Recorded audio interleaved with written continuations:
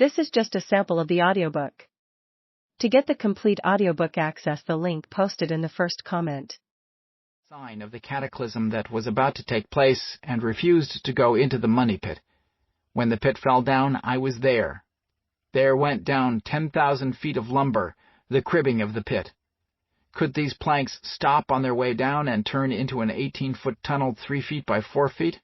Would or could casks of treasure, having 10,000 feet of lumber and hundreds of tons of earth behind them, turn into a 3-foot by 4-foot tunnel?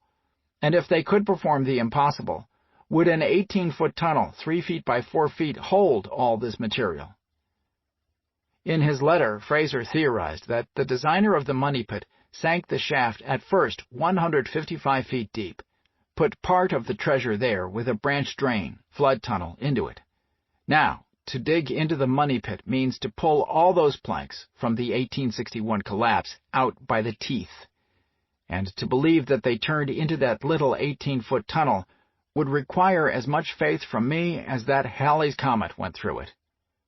Fraser then advised Loudon to sink your pumping shaft deep enough to drain the money pit at 155 feet, and you have the treasure.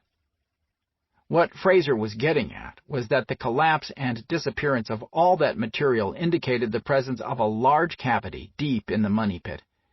In another letter to Loudon, he stated that the top of the cavity would have to be below 120 feet or so, because when I went into the tunnel under the money pit from the 118-foot pit, the workers were digging in disturbed earth. This agrees with McCulley's statements. Fraser's theory was that whoever built the money pit must have placed strong beams across the shaft at or below the 120-foot level and thrown in, say, 10 or 15 feet of earth on these under the upper treasure. Much of Fraser's hypothesis would be confirmed by later exploration. Despite the devastating collapse of the money pit, the association was able to raise an additional $2,000 to continue work. That fall, a cast-iron pump and steam engine were purchased in Halifax. Andrew Speeden reported that, in the fall of 1861, at great expense, pumps were erected to be driven by steam power, but scarcely had the work been commenced when the boiler burst, causing operations to be suspended until another season. McCulley and Speeden both failed to record the first death resulting from the Oak Island search. In an essay written in 1868, E. H. Owen of Lunenburg noted that in 1861, the boiler of one company burst, whereby one man was scalded to death and others injured. The island had claimed its first victim. Others would follow.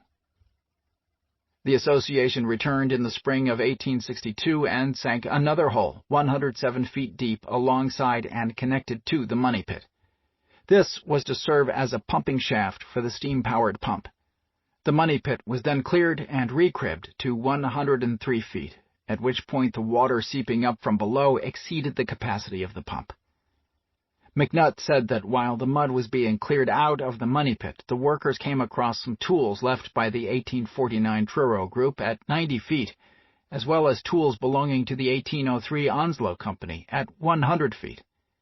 These, presumably, were found in recesses in the side of the pit, since they hadn't fallen with the other material when the pit collapsed the summer before. He also reports that the last tier of the Onslow group's vertical cribbing was found intact at 90 feet, thereby proving that the wood that had been recovered after the 1861 collapse was part of the pit's original construction. The Oak Island Association was now broke, but still determined to reach the elusive treasure. After raising a little money, they turned their attention to the drain at Smith's Cove. They couldn't afford to build a proper cofferdam, so work in the early spring of 1863 was limited to uncovering a section of the drains nearest the shore at low tide. Approximately 40 feet of the drainage system was exposed and plugged tightly with clay. After allowing several weeks for the clay to compact and harden, the steam pumps were again started in the money pit and westerly shaft.